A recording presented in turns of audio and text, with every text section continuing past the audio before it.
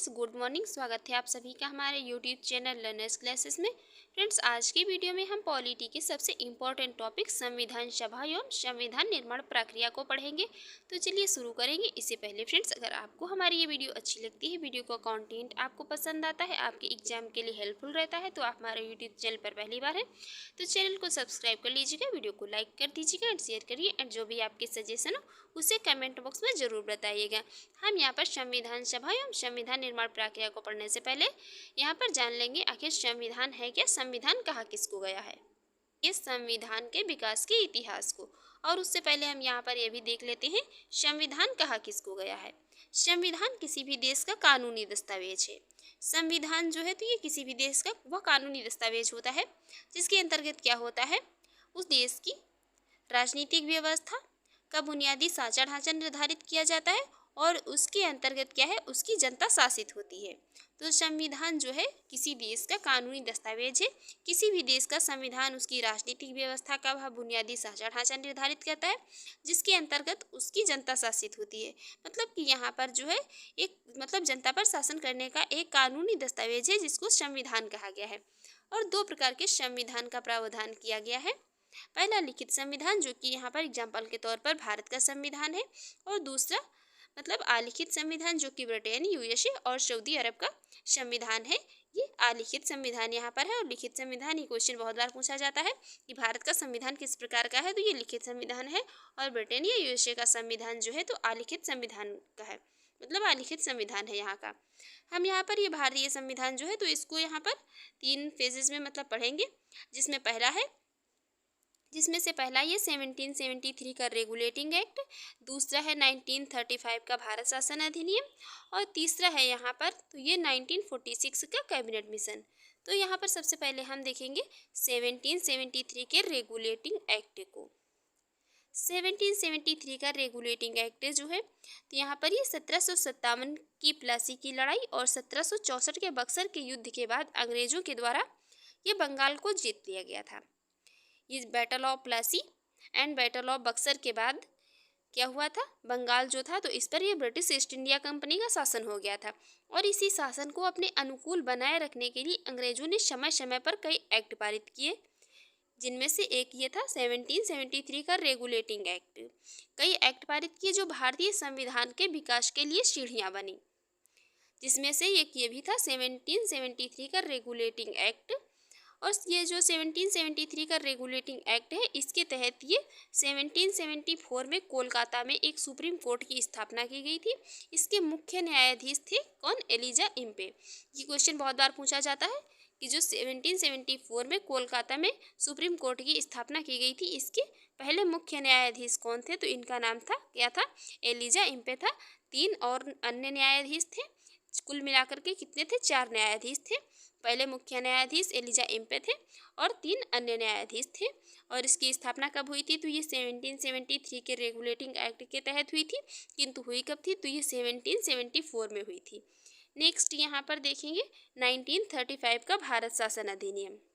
1935 का भारत शासन अधिनियम इसलिए पढ़ना यहाँ पर इम्पोर्टेंट हो जाता है क्योंकि भारतीय संविधान जो है इसमें कई सारी चीज़ें जो है अलग अलग देशों से भी ली गई हैं। और यहाँ पर लगभग 60% इसका हिस्सा जो है तो ये कहाँ से लिया गया है, लगभग इसका 60% हिस्सा जो है तो ये 1935 के भारत शासन अधिनियम से ही लिया गया है। भारतीय संविधान का बहुत बड़ा भाग इस अधिनियम से लिया गया है और इसी अधिनियम के द्वारा म्यांमार को भारत से अलग कर दिया गया था। 1935 का जो भारत शासन अधिनियम था, इसी के तहत म्यांमार जो था, ये म्यांमार वाला हिस्सा पहले क्या ये इंडिया का हिस्सा हुआ करता था, इसको ये भारत से अलग कर दिया गया था।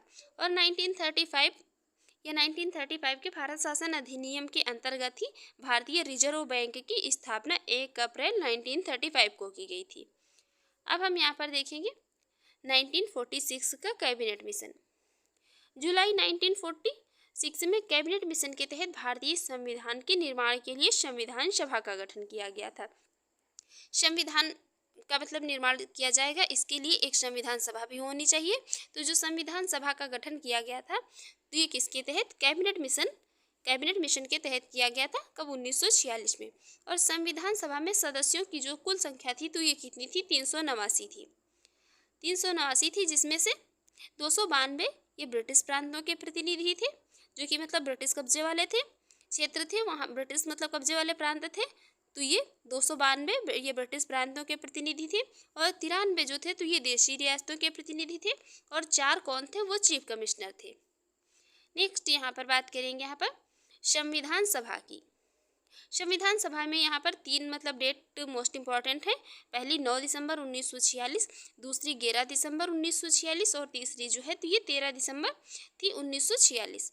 तो सबसे पहले हम यहाँ पर देखेंगे 9 दिसंबर 1946 को संविधान सभा की प्रथम बैठक हुई थी।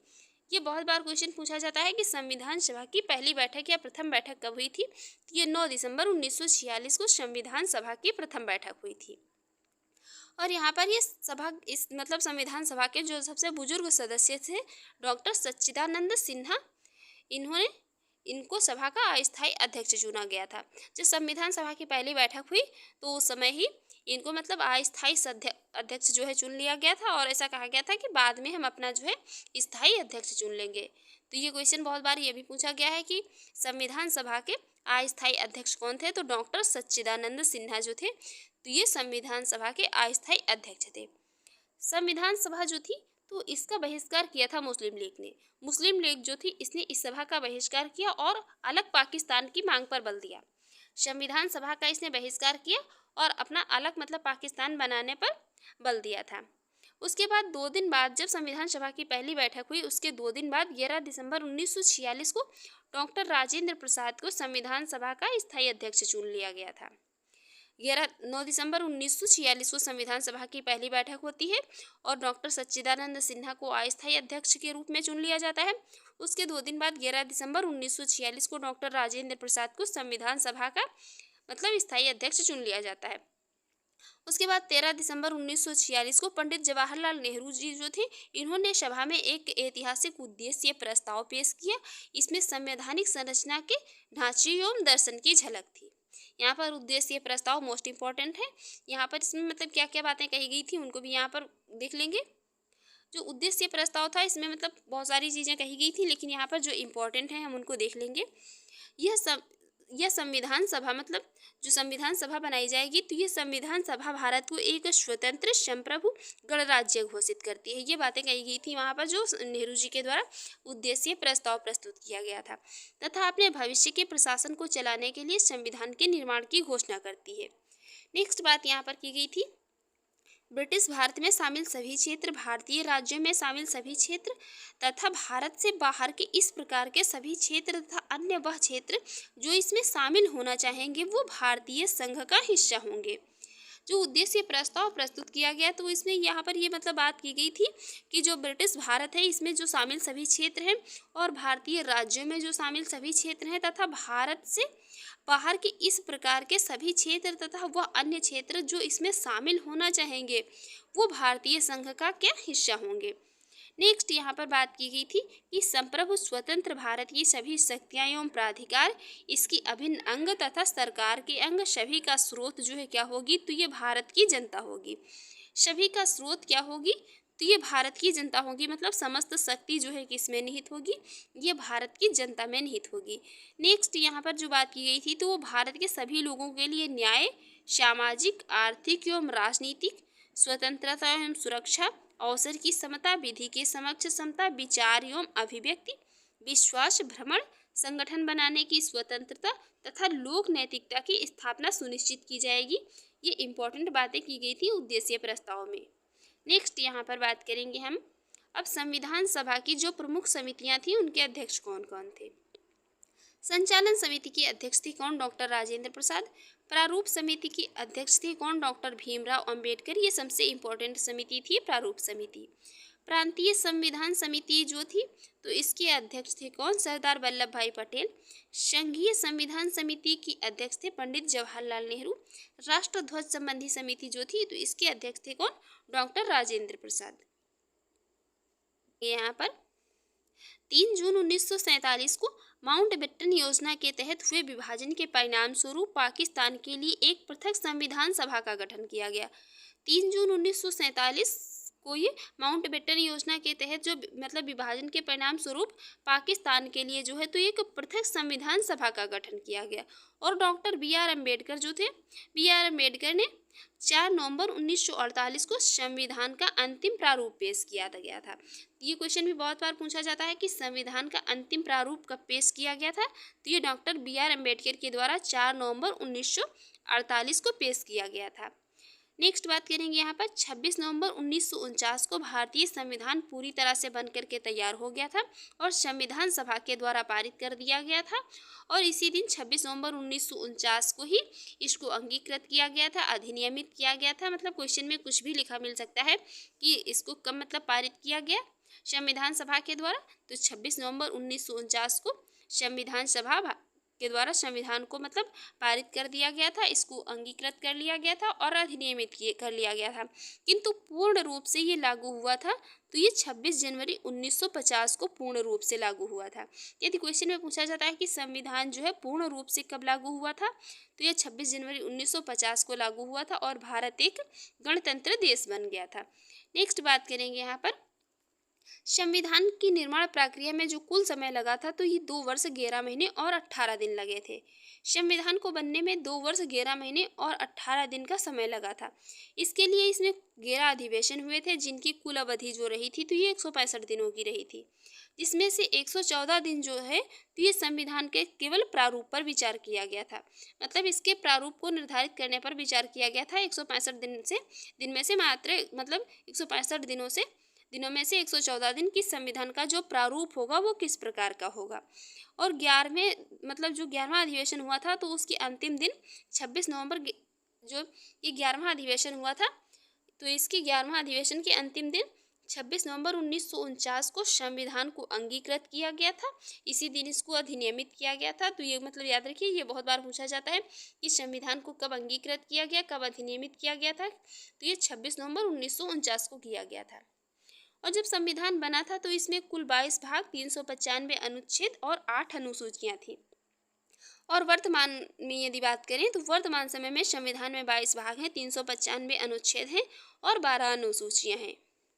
नेक्स्ट बात करेंगे यहाँ पर संविधान सभा के द्वारा कुछ अन्य जो महत्वपूर्ण कार्य किए गए थे उनको भी देख लेंगे। इसमें से संविधान सभा जो थी इसने 1949 में जो है संविधान सभा ने 1949 में राष्ट्रमंडल में भारत की सदस्यता का सत्यापन किया था। संविधान सभा के द्वारा 1949 में राष्ट्रमंडल में भारत की सदस्यता का सत्यापन किया गया था। और संविधान सभा ने 22 जुलाई 1947 को राष्ट्रीय ध्वज को अपनाया था। ये क्वेश्चन भी बहुत बार पूछा जाता है कि संविधान सभा के द्वारा राष्ट्रीय ध्वज को कब अपनाया गया था, तो ये 22 जुलाई 1947 को अपनाया गया था। नेक्स्ट बात करेंगे, संविधान सभा ने 24 जनवरी 1950 को राष्ट्रीय गान को अपनाया था और 24 जनवरी 1950 को राष्ट्रीय गीत को अपनाया गया था संविधान सभा के द्वारा। और संविधान सभा के द्वारा 24 जनवरी 1950 को ही डॉक्टर राजेंद्र प्रसाद को भारत के पहले राष्ट्रपति के रूप में चुना गया था। ये क्वेश्चन भी मतलब बहुत बार पूछा जाता है कि भारत के पहले राष्ट्रपति के रूप में किसे चुना गया था, तो डॉक्टर राजेंद्र प्रसाद को चुना गया था। और कब? संविधान सभा के द्वारा 24 जनवरी 1950 को चुना गया था। तो फ्रेंड्स, आपको हमारी ये वीडियो कैसी लगी कमेंट बॉक्स में ज़रूर बताइएगा। Thanks for watching.